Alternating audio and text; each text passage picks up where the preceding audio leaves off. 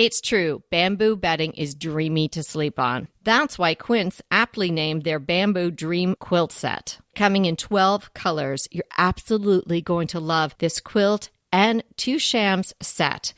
Starting at the softest of pinks and going all the way to a dark navy.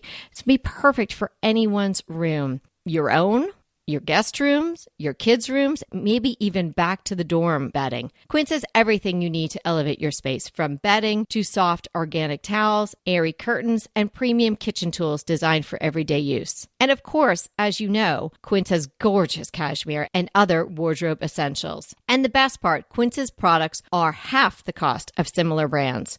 They partner with top artisans and cut out the cost of the middleman, passing the savings on to us.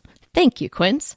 And they only work with factories that use safe, ethical, and responsible manufacturing practices, so you can feel good about your purchases from Quince. Elevate your space with home essentials from Quince. Go to quince.com/DTT for free shipping on your order and 365-day returns. That's Quince, QUINCE.com/DTT to get free shipping and 365-day returns. Quince.com/DTT. It's that time of year again. It's spring break. Anita and I have our girlies at home, so we're going to be spending some time with them, and we'll be planning our new spring episodes just for you. If you haven't yet, there's still time to send us a topic idea so we can incorporate it in the lineup.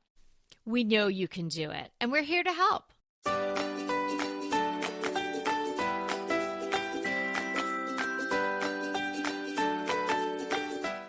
Hey everybody, I'm Kelly Wilkness here with Anita Joyce, and this is Decorating Tips and Tricks. Today is how to decorate like a designer. And if you've been listening here, you're probably already doing a lot of this already, but this is going to be a great masterclass on how to decorate and get that designer look without hiring one. But of course, you know, you can always have a consult with us if you need a little extra help. That's right. But there's certain tips that designers know about that a lot of times other people don't know. So those are going to be what we're covering today, are secrets, and the secrets that a lot of other designers use when they're working on a house. Decorating like a designer doesn't mean creating a model home. That is not a designer look. It's appropriate for certain things like a hotel room or a model home, but you don't want your home to look like that. That's not what we're talking about today. This is really going to be a lot of tips and advice on how to get that very special, unique designer look.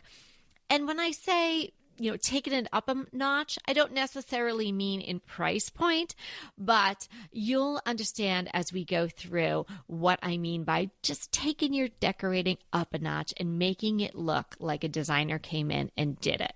And these things are so doable. So are you ready? Let's do it. My first tip is to add personality using vintage accessories. So when you look at a high-end designer home, you're going to notice a lot of one-of-a-kind pieces that you're just not going to find at your local Target or Home Goods. And some of these things may be custom made and very expensive, but often they're just vintage. And these pieces are one of a kind. There's something that not everyone has. You're not going to go down the street and see that your neighbor has exactly the same thing. Whereas if you shop at Target for everything, you're going to see it every third house probably. So this is going to be a way to really add some personality, a very unique feel to your house. If you do not have a local source, I recommend going to some local resale shops, consignment stores, antique malls. If you don't have that, or you're not seeing what you like, Etsy and eBay are also great sources. They have all kinds of vintage and antique things. And I thought I would also add, what do I buy that's vintage or antique? And here's just a few things that I look for. Old silver trophies, old clocks, silver water pitchers, trinket jars with lids that are unique and unusual, cloches, glass bottles, white pitchers, vintage soup tureens, old candlesticks, and little vintage oil paintings. Oh, now you've got me wanting to go to my local antique mall for sure. I love your list. It's perfect. And I really love that you started out with adding personality, adding unique things, because that is really going to be the hallmark of getting this designer look. You want to add something that's really original and unique. And a lot of times those are things that really mean a lot to you. So it's also going to be expressing your personality. Some of you may work with designers, and I hope that you're working with a designer that riffs off your personality and what's important to you and the people that you live in the house with. So whether it's your prized possessions, your collections, your treasures, things that have sentimental value to you, these are things that a designer, either you, your own personal designer is you, or someone that you're working with, should take into consideration when they're putting together the whole feel, the vibe, and the individual pieces that are going to make up your whole home.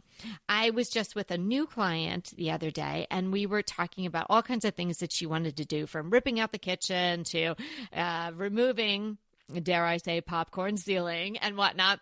But she had a whole long list of things that she wanted to do. And then we sat down and talked about what would the palette be, because a lot of things we were talking about were demolition and going to be dusty and really costly and all of that. I said, let's get back to some of the fun stuff. And she started telling me about the colors that she liked. And then I realized that she had a painting over her mantle that had all those colors in it. So I said, let's go in the living room for a second and take a look at this. And then she told me more about the painting. It had been painted by an artist for her parents. Well, that's the best starting point, something that's special. The colors work with where she wanted to go. So that is going to be our inspiration piece for the entire renovation of her beautiful condo. So it has these great pinks and reds and grays and blacks in it, and these beautiful flowers. So that's where we're starting. And when the dust is falling from the popcorn ceiling, she can just focus on that for a little while. But it's going to add such personality to her space, and it's going to really mean something. What a wonderful thought to use that as your jumping off point. It's so meaningful to her, and it had all the beautiful colors that she loved. What's your first tip?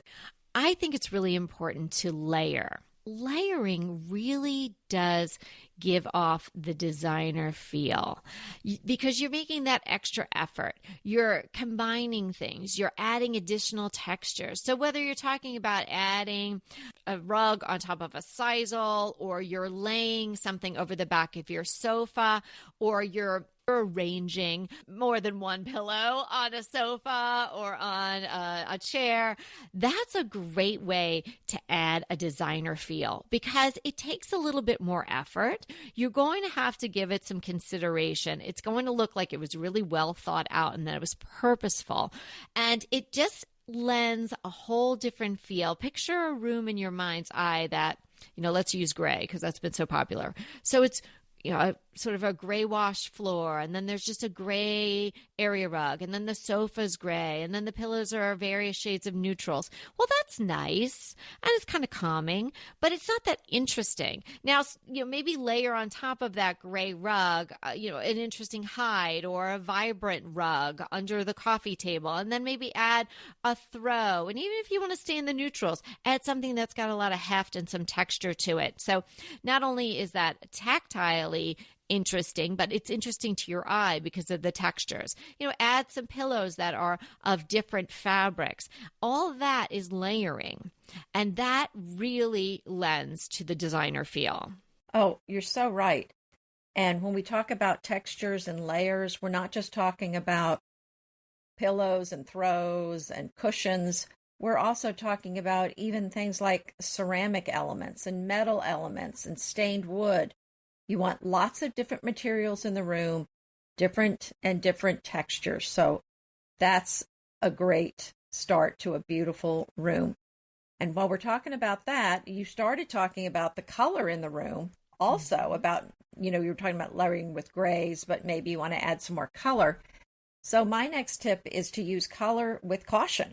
When you're adding color to a room, I think it's a great way to really pep it up, give it a wonderful vibe, choose the colors that you love, but don't add every color under the sun. You really have to kind of choose a few of your favorites, maybe 3 or 4, and go with that limited color palette. Limiting those colors to 3 or 4 in a room is going to give the room a very cohesive, pulled together designer feel. And I'm going to go out there. I'm going out there on a limb, Kelly. I'm going to say I'm with you. This is one of the top tips that I have. Yes, I agree with you. That is a top tip. Color is wonderful, and we're talking about color more, and everyone is. Definitely use bright colors in a really discerning, judicious way throughout your home. And I think that that's an easier way for someone to get this real designer look rather than saturating everything in something that's super, super bright. Add one luxe item in each room. Now, again, it doesn't have to be a budget breaker, but just something that elevates everything. Maybe you invest in a cashmere throw. That's going to do a lot on the end of your sofa. And maybe in your bedroom, you invest in a really great sheet set, which you should do anyway, because it's going to help you sleep. So in each room, try to introduce something, and it can be something super small, but just something that takes it all up, that really elevates the whole look, and will make the other things that are not quite as luxurious or not quite as expensive look better by having them in the same space, and they're sort of companion things, and they're elevating each other and then elevating the entire look. Those luxury items can be the stars in the room, and then the things that aren't so wow can be more your supporting actors and actresses. And while we're thinking about adding luxury to a room, this brings me to my next point, and that is to use restraint. Too much of something good can be not too good. So if you want to use some bold colors, maybe that works better in a pillow than on a wall. Elegance has a lot to do with restraint. In fact, I looked up the word elegance, and there were 3 points to elegance. 1, refinement, grace, and beauty in movement, appearance, or manners. 2, tasteful opulence in form, decoration, or presentation. 3, restraint and grace of style. So even the word restraint is in the definition of the word elegance.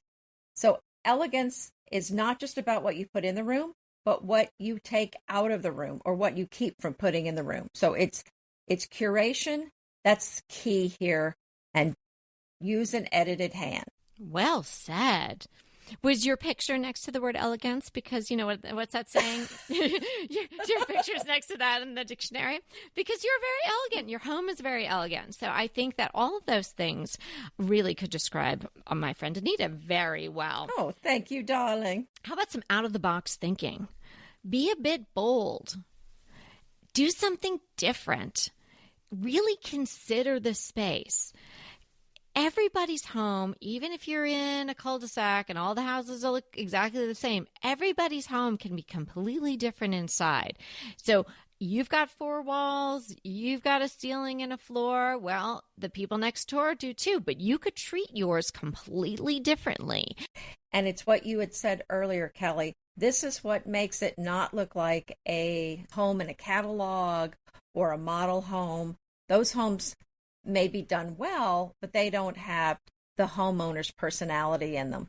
Yeah, so brainstorm like it's your job, and if you're listening to us, you enjoy doing that sort of thing. So really give it some thought and don't rush into it.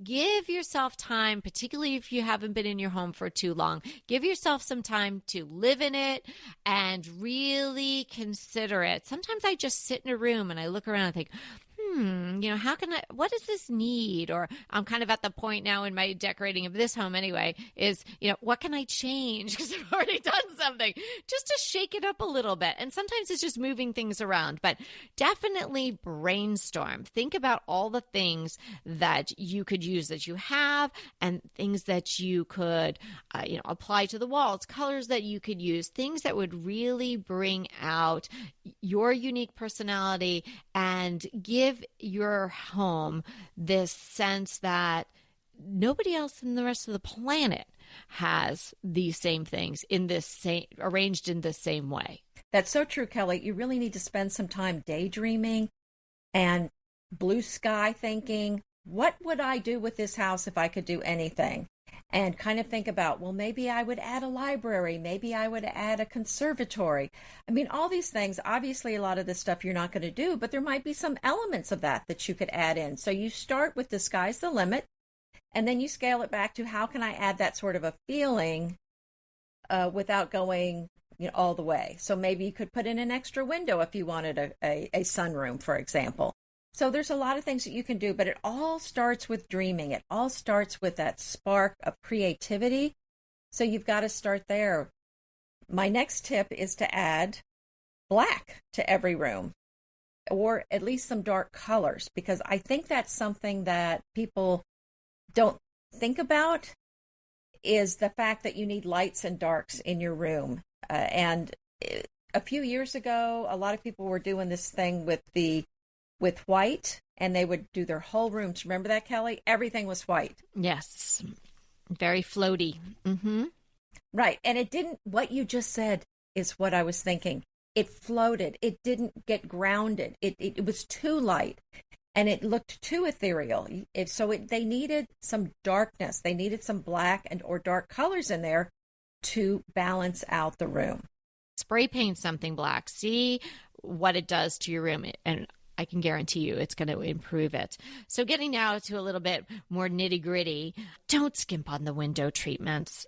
If you can't afford nice window treatments, then see if you can go without window treatments, or save up. If your home came with ones that you don't like, don't run out and buy sort of mid-range or cheapo window coverings.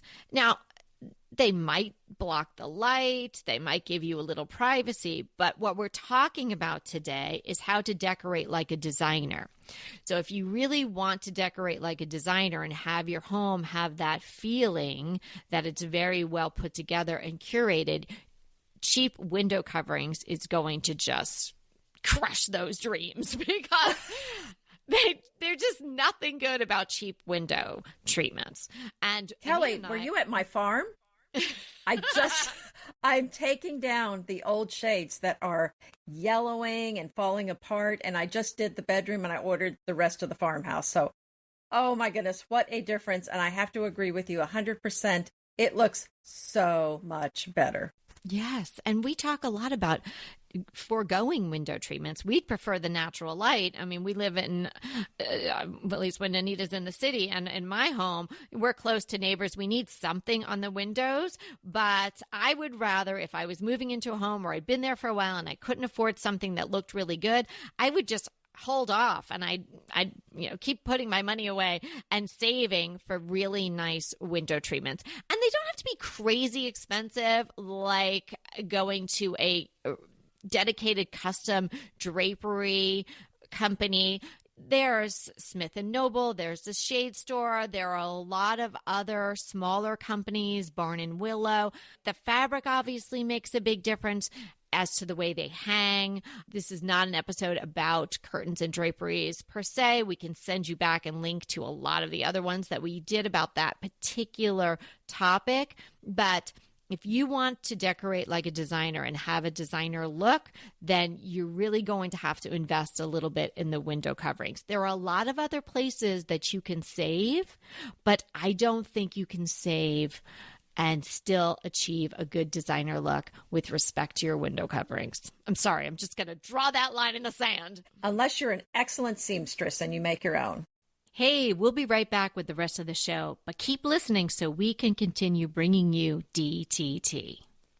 I can't stop using dupe.com. This is an amazing website, service, best friend. I absolutely love it. So you find something that you really want and it's too expensive, it's a budget buster. Then you use dupe.com and you can find almost the exact thing or very similar products for much less. So I was crushing on this incredibly gorgeous coffee table. I had it in my mind. I had it in my Pinterest boards. I had it everywhere, but I just didn't have it in my house because it was too expensive. When I learned about dupe.com, that was the first product that I tested. And boy, did I find some amazing dupes. And I purchased one. So the original was almost $3,000. And Dupe showed me many choices, all the way down to under $200. Now, you may think something this extraordinary is hard to use, but it's so easy. Just type dupe.com/ before any product URL in your browser, and boom, it instantly finds you less expensive alternatives.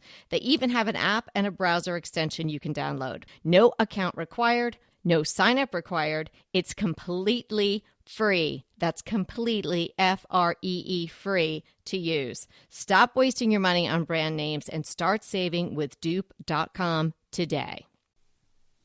Another tip or designer secret is take your time.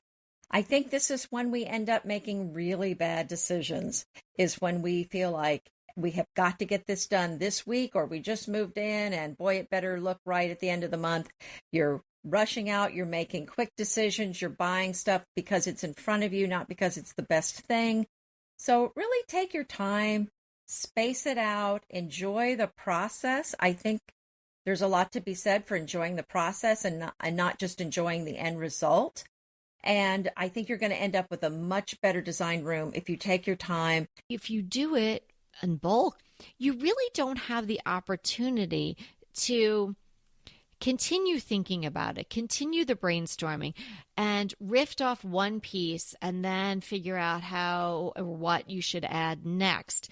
So that's a really good way to curate your own designer look. Because even if it's all expensive, you buy it all at once, it's done.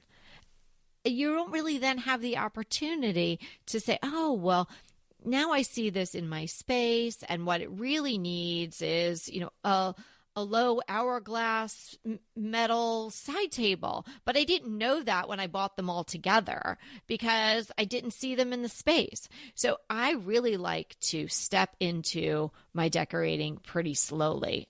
I like to use things that I have already in different ways. And then I like to incorporate new pieces after I've given it a lot of consideration as to how I'm going to use the room and how I ultimately want it to look. Exactly what you said. Enjoy the process because it's so much fun doing what we love to do, right? Absolutely. Update your hardware. Like the lampshades, old, sort of not cool old, not antique, vintage, but just kind of outdated hardware really doesn't do anything for your overall look. And if it's in a kitchen or if it's in something that you've got built in and there's got a lot of cabinets and doors, even though it's a small piece, you're seeing it over and over again. It is going to impact your overall look. So, and that's an inexpensive thing that you can do. You don't have to spend a lot of money on hardware. And if it's just the fact that you have a finish that you don't like anymore, well, then just take them off and spray paint them. And that could give it a totally different look. Another tip is to not be a perfectionist, which if you are a perfectionist, I know this isn't going to be easy, but Winston Churchill said, perfection is the enemy of progress. So if you have the analysis paralysis, you're going to get stuck. And sometimes we see this with clients where they think they have to buy a particular thing and then they get stuck because for some reason they can't get that and they have a difficult time moving forward. So, if something's not working out, see if there's something else that might work and try to figure out what would, rather than feeling like you have to stick 100% to your original plan, be open to changes, especially if you're looking at vintage things or one-of-a-kind things. You may have to bend a little bit because maybe what you saw on Pinterest just isn't available. So I think there's a lot to be said for really working to have a beautiful home, but not focused on making it perfect. Oh, okay. Oh, okay. Let's do did I one. hit a? Uh-oh. No. I think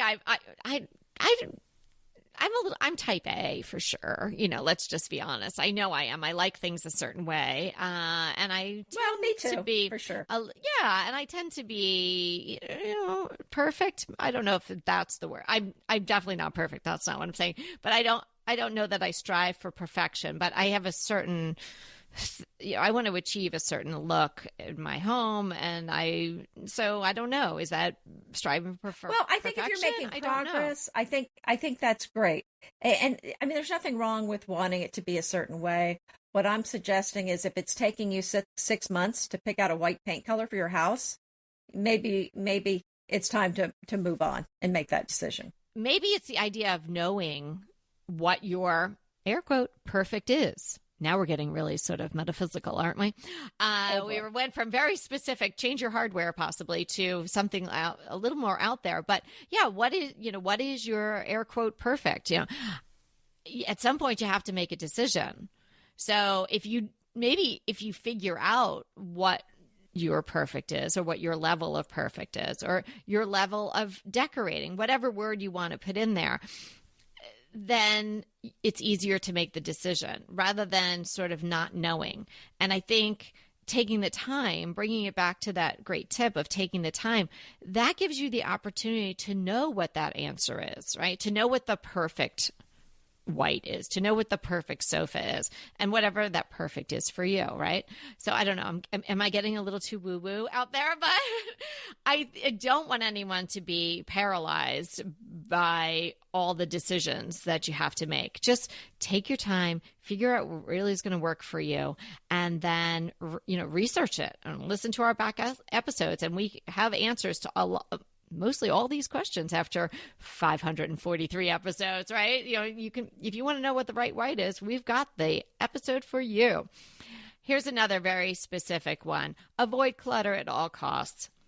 Oh, You've heard us say this before, but it is worth saying because there is no way in the world that you can decorate like a designer if you've got too much stuff. And that stuff could just even be too much nice furniture. Avoid clutter, obviously, if it's just really clutter, like out of season things and whatnot, get rid of it.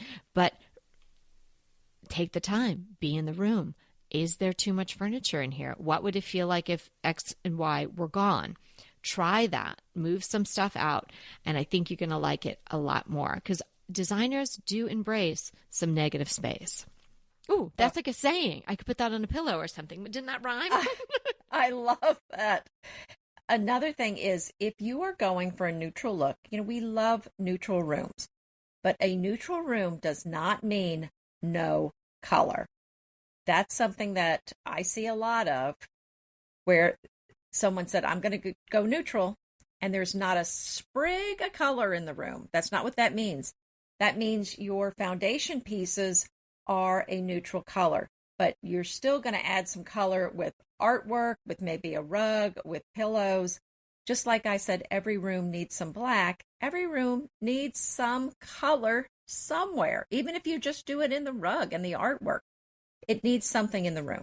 I think the real jump out tips here today are taking your time, the limited colors, of course, but the personality, right?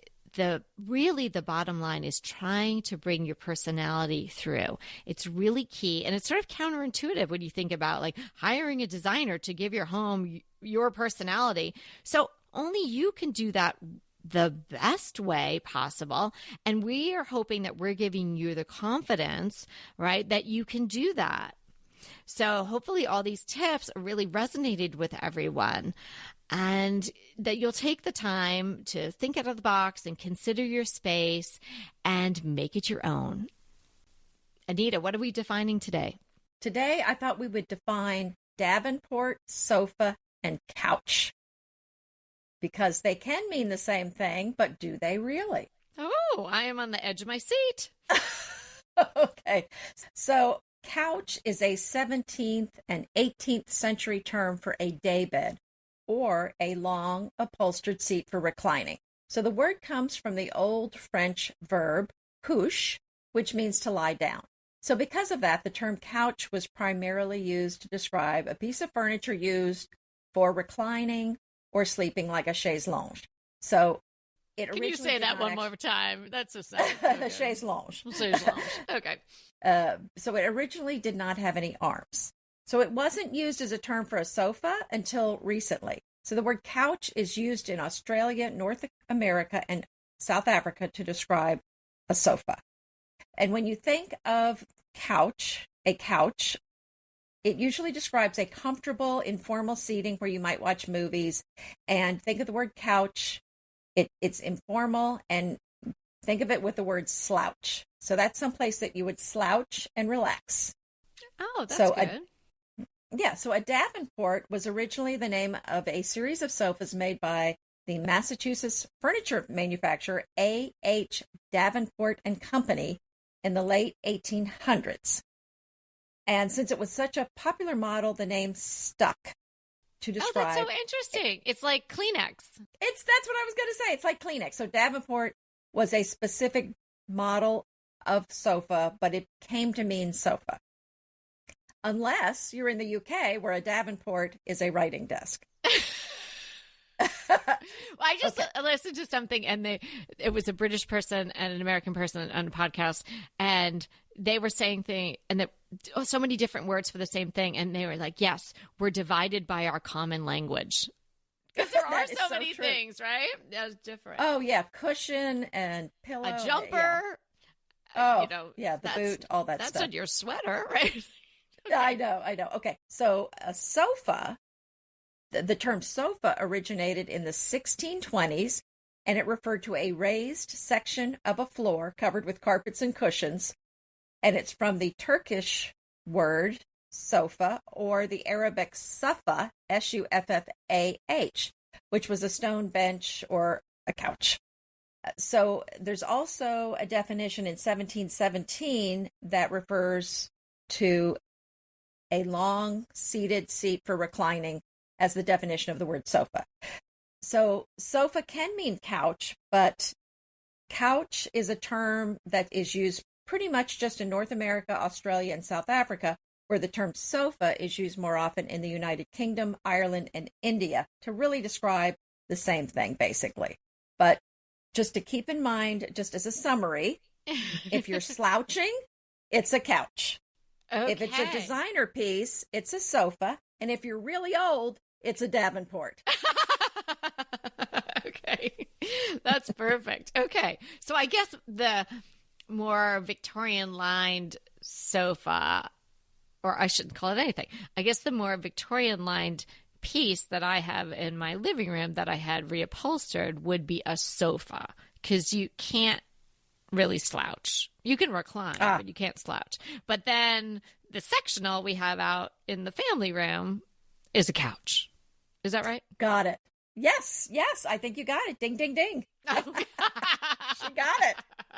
Thank you very much. Okay, well, since I'm talking about reclining and slouching and all of this, I'm going to share my crush today. That is the sleepfoundation.org.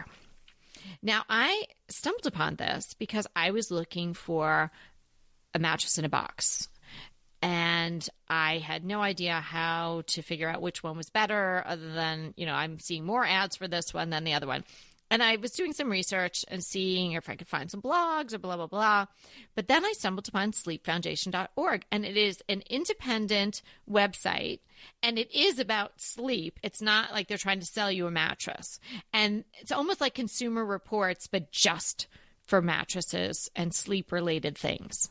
So I thought it was fascinating. So they had all different types of mattresses. So I was able to focus and narrow on the bed in the box ones, the mattress in the box ones, but you could did you want to be organic, and obviously the various sizes and whatnot. I thought it was very helpful. And they have these, reviews, and they are, as I said, they are not sponsored by any of these companies. So it is all independent reviewers. They have a lot of people that I guess volunteer to slouch, recline, sleep on these various mattresses, and then they question them as to how they felt and the type of sleep that they had and whatnot. So it's filled with great info. And I think buying a mattress is one of those mysterious things in life, because maybe even if you go to the mattress store, do you really know that? Because you feel awkward laying on the bed. So it's just a nice resource to know about. I kind of put it in the same line of that environmental working group app that I enjoy so much, the one that gives you a lot of information about whether the products you're buying are toxic and whatnot. So this Sleep Foundation is along the same lines. So sleepfoundation.org. That sounds very helpful. I thought you fell asleep on me. Go ahead. Yes. I was getting a little. So what's your crush? Oh, my crush is a video I found on YouTube. It's a video of Betty Bearden Pardee's home in Newport, Rhode Island. And it is gorgeous, very French. And the gardens were stunning. I think you'll really like it if you check it out, Kelly. And the channel that showed her home is called Homeworthy, which I had not heard of them before, but it is a beautiful video. So is this a current home with a current garden, or is this in some time in the past? Oh, I think it was filmed currently. I don't know when she built it, but yeah, I think I was thinking about all the Newport mansions, and so many of them are now just museums and whatnot. So this is someone's home right now. I think it was filmed a year ago, and that's pretty current. I think she built it. That's right, and she does appear to still live there, and she based it on a lot of these older homes that were so beautiful there. Okay, so she wasn't like pals with Mrs. Vanderbilt. She is a current person. Yes, now. Exactly. Oh, I'm excited to go see that. Thanks for sharing that. I think you'd like it because it has the gardens too, and I know you love beautiful gardens. And what a treat to have a house where you look out the windows and see this beautiful vista of a garden. Have you ever visited Newport? I have Rhode not. Island? Oh, you would love it. Oh, it's so beautiful. You would love it. Being all elegant and everything like you are, you'd love it. I'll have to check it out. Yeah. Road trip. Yep. All right. Well, thanks so much for hanging out with us. And remember, we're here to inspire you to create a beautiful home. Until next time. Want to talk to us? Well, we really want to talk to you. So let's schedule a design consult. Anita and I are here to give you individualized, actionable advice on how to create the beautiful home you want and deserve. It's so easy to schedule a design consult with us. Simply click the link in the show notes or head to decoratingtipsandtricks.com/consult. When we talk to you on the scheduled time, we will be ready with so many great tips, advice, and yes, tricks. So sign up today for a design consult. We can't wait to talk to you.